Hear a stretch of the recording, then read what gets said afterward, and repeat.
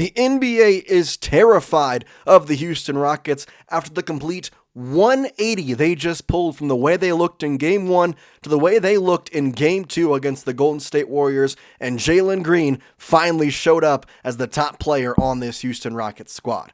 Welcome into Rockets Digest. I'm Jace Andrews, and I appreciate you joining us. Hit that subscribe button down below if you want complete Rockets news, information, and rumors at your fingertips. We've got you covered here on Rockets Digest. All right, let's talk about this game. The Rockets come out. They get a very nice win against the Golden State Warriors, scoring 109 points, allowing just the 94 points to the Golden State Warriors, and Jaylen Green finally showed up and looked like a top 5 player in the NBA tonight. 38 points. He goes off with 8 for 18 behind the arc, 13 of 25 from the field, played 35 minutes. His assist numbers were at 6 overall, just a complete flip from the game we saw from him in game number 1. So that is the first and biggest story of them all, is if Jaylen Green keeps playing like the way he just played, the Rockets are going to feel much better, not just about this series, not just about this playoffs, but about the future of him on the Houston Rockets. And there were so many people talking about it, and we mentioned it on this channel, how the trade talks were flying, that if Jaylen Green can't perform in the playoffs, that maybe they send him off for a Devin Booker or maybe a Kevin Durant. Well, that put all that to rest tonight, and he showed, listen, I am a top 5 player in the NBA when I play to my abilities, and he did exactly that tonight. Some other big numbers to look at: Alperen Şengün scoring 17, Dillon Brooks scoring 16, Amen Thompson scoring 11 when he had 3 fouls within the first 10 minutes of the game. So he didn't even get to play as much as you think. 23 minutes when you had 2 bench players that had more time than him on the court, still scored in double figures, and every single starter besides Fred VanVleet scored in double figures, including Tari Eason coming off the bench scoring 14. So 5 different players having double digits, and of course Jaylen Green going off for 38 players.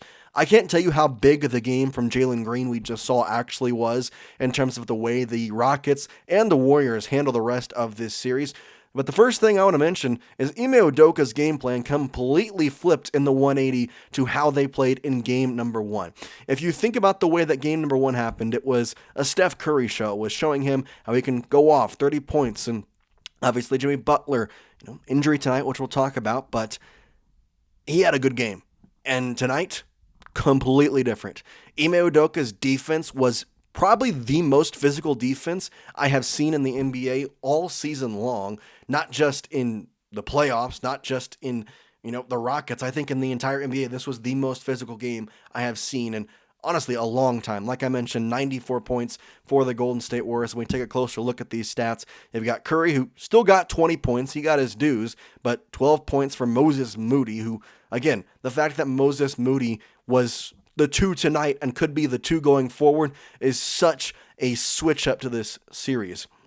Podziemski as well, he was ill tonight, so I'm not going to hold too much to him having no points. They said it's food poisoning for Podziemski, but again, we don't know what's going to happen with that. The big news, though, is the injury to Jimmy Butler. He fell down hard on his tailbone after what was granted a hard foul by Amen Thompson. But I'm going to sit back, and if you really look at that play, there was no ill intent from Amen Thompson. And yes, this was a very physical game. Yes, this game had a lot going on in terms of, potential fights that we could see later on in the series. Draymond Green needs to put his buck tooth back in his mouth and sit on the bench the way he's playing and the way he's talking to the Rockets, and they're fighting right back with him. Honestly, I love it. Besides the point, though, a very tough play. You go up for the rebound, Jimmy Butler does. Amen Thompson, who just missed the shot, tries to go in for the rebound, realizes that if he goes, he's going to commit a foul, so he stops. But Steven Adams, who is already running behind him, kind of unintentionally runs into Amen Thompson. Thompson is kind of pushed by Steven Adams, runs into the legs of Jimmy Butler, flipping Butler up into 180, falling straight down on his tailbone. Thompson goes flying in to the stands area, and he's on the ground for a second. But Jimmy Butler, he shot the 2 free throws, played for a little bit, and then he was gone. And he is going to have an MRI on that tailbone, and that could completely completely change the series. I mean, as a Rockets fan, as a Rockets guy, I want the Rockets to win. However, if Jimmy Butler gets taken out and we win that way, it kind of feels a little cheap. Now, I'm going to take it. I'm not going to say I'm going to sit here and say, oh, if Jimmy Butler's in there, we should replay the series or anything. It's basketball. Injuries happen and stuff like that happens. There was no ill intent. In fact, out of all the physicality of this game, that was the most non-intentional foul we saw pretty much all night. It just was an unfortunate play.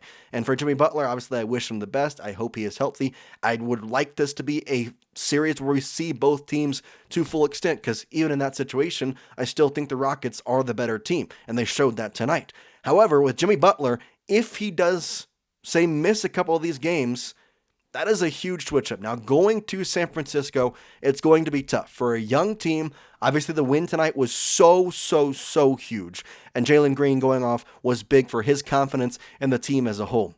But going on the road in San Francisco, if Jimmy Butler isn't there, that makes for that game to be a little less stressful, because obviously Curry and Podziemski are the ones that you have to worry about. Again, we don't know Brandon's illness, if it's going to be taking him out for, future games, whatever. But either way, when Moses Moody is shooting 2 shots, not going to worry about that.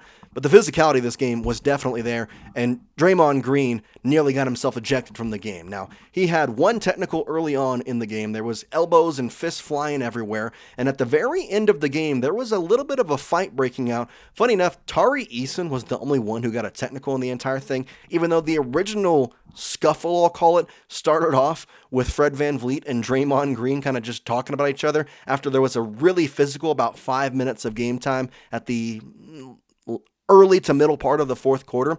But the reason that Tari Eason got a technical was because he threw a towel at the Golden State Warriors area, and it landed on the face of some random bench player who I couldn't tell you who it really was. Now, I say random bench player, that's also another thing I want to talk about. The Golden State Warriors played every single person on their roster today. That's how banged up this game was. And so I want to sit here and say, this is great. The Rockets are now going to take this win. They're going to cruise. They're going to go win on the road, and it's going to be great. But I can't say that, because the injuries definitely helped. Not having to worry about Jimmy Butler helped tonight.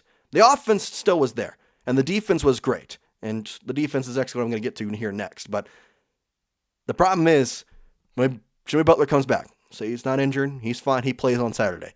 That's a big name to talk about. Draymond Green, he had a good game tonight. I know that, I talk about how much of a pain he is. He's a good player, and especially on the defensive side, he can cause some problems. But overall, when you have Quinn Post scoring 12 points and Pat Spencer scoring 11 points of your 94, by the way, only 94 points, I feel good about the Rockets' chances if that's the way this series is going to go. And that leads me to my final point here on the defense. The Golden State Warriors this year have been an offensive juggernaut, and they've been that for the past however many years. You want to go back to the team in 2017 where they had the best record in the NBA, whatever. They've been an offensive team. This year has been different. Last year was a little bit different as well.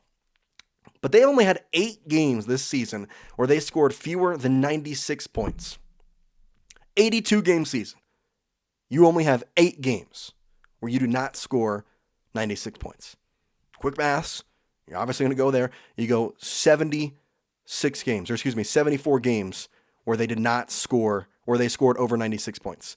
One of the games was against the Rockets, in which they lost 91-90. And then they've had 2 games in the playoffs where they scored 95 and 94. Yes, the injuries were there tonight. Cool, whatever.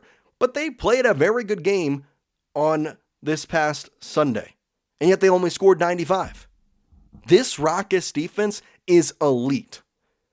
And I think tonight we saw what this team is capable of.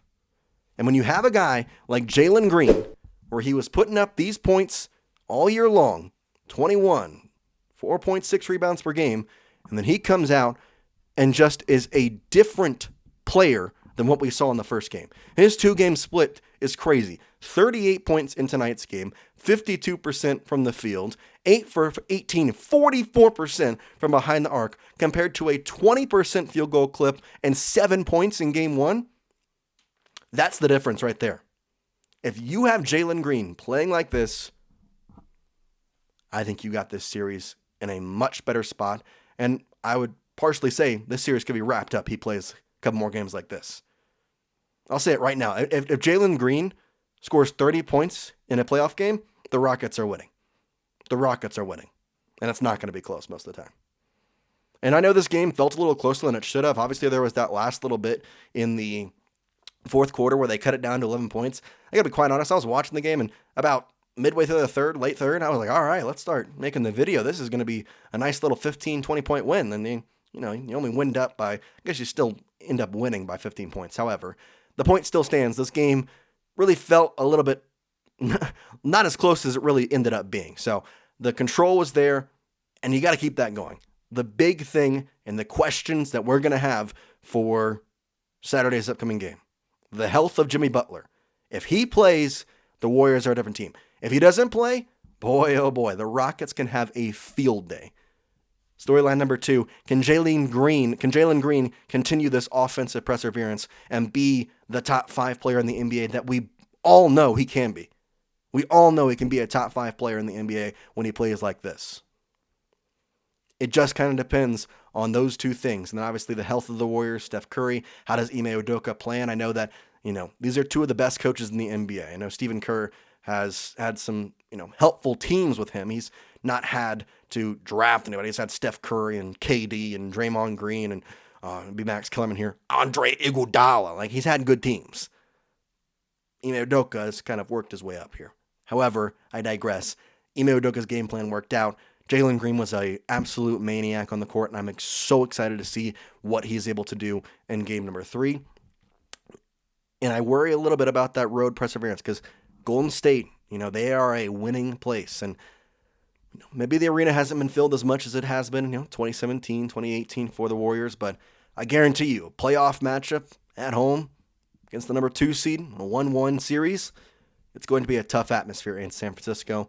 But we will keep you updated on Jalen Green, and hopefully, his continued success in the playoffs. And more importantly, we'll keep you updated on Jimmy Butler as well. So go down there and hit that subscribe button. I'm assuming we'll get an update on Jimmy Butler tomorrow, and I'm sure either me or Donovan will get a video out on that as soon as possible, as soon as we know the availability / health diagnosis of Jimmy Butler. So hit the subscribe button if you want to know all about that and have all the Rockets news at your fingertips right away. All right, I appreciate your time, and for now, go Rockets. Series is tied 1-1.